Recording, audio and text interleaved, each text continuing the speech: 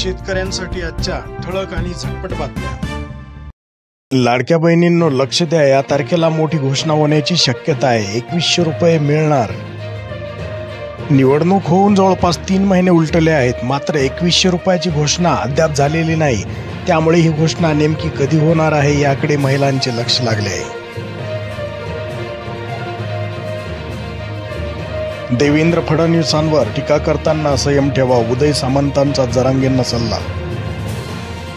खते बियाण्यांमध्ये भेसळ, कृषी विभाग ॲक्शन मोडवर। नाशिकमध्ये 62 विक्रेत्या विरोधात मोठी कारवाई।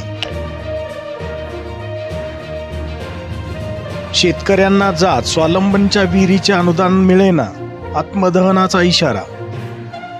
प्रशासकीय स्तरावर शेतकऱ्याची अडवणूक।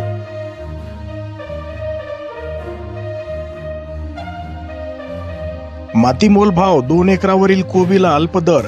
टोकाचे पाऊल, शेतात मेंढ्या सोडून व्यक्त केला संताप। समाधानकारक दराची बळीराजाची मागणी।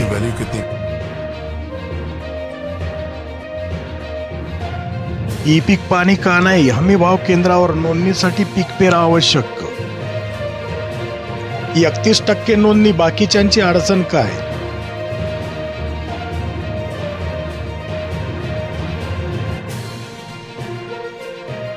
दुधनीत हरभऱ्याला 6400 रुपये उच्चांकी भाव, अर्थात प्रति क्विंटल 6400 रुपयाचा विक्रमी भाव मिळाला आहे। यामुळे शेतकऱ्यांमध्ये आनंदाचे वातावरण आहे।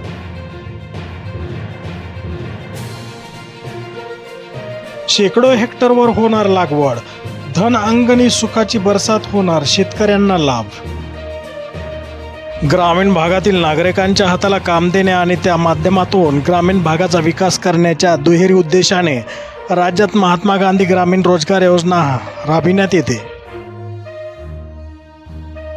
या योजनेअंतर्गत 75% पर्यंत अनुदान शासनाकडून दिले जाते। त्यातून फळझाडाची लागवड यात येते। योजनेतून फळबागा फुलणार असल्याने शेतकरी समाधानी दिसतात।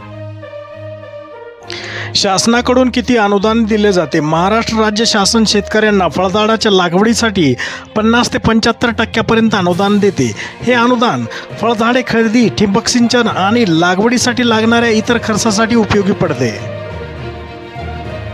लाभार्थ्याचे अनुदान आता डीबीटी प्रणालीद्वारे खात्यात आधार लिंक करून घ्यावे। तहसीलदार।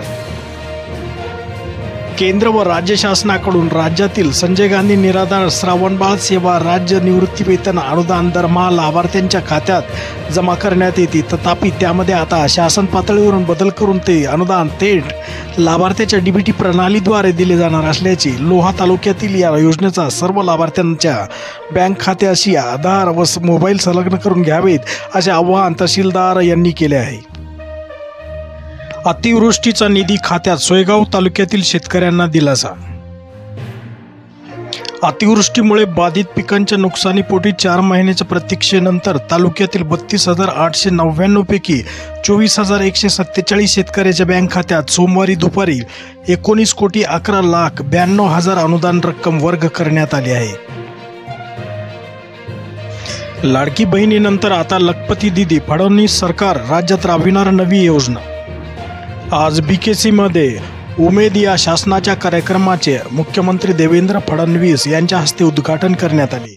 या कार्यक्रमामध्ये फडणवीस यांनी लखपती दीदी योजना राबवण्याबाबत वक्तव्य केले आहे। पीक विम्याचे कागदी घोडे आडले, शेतकरी संतप्त।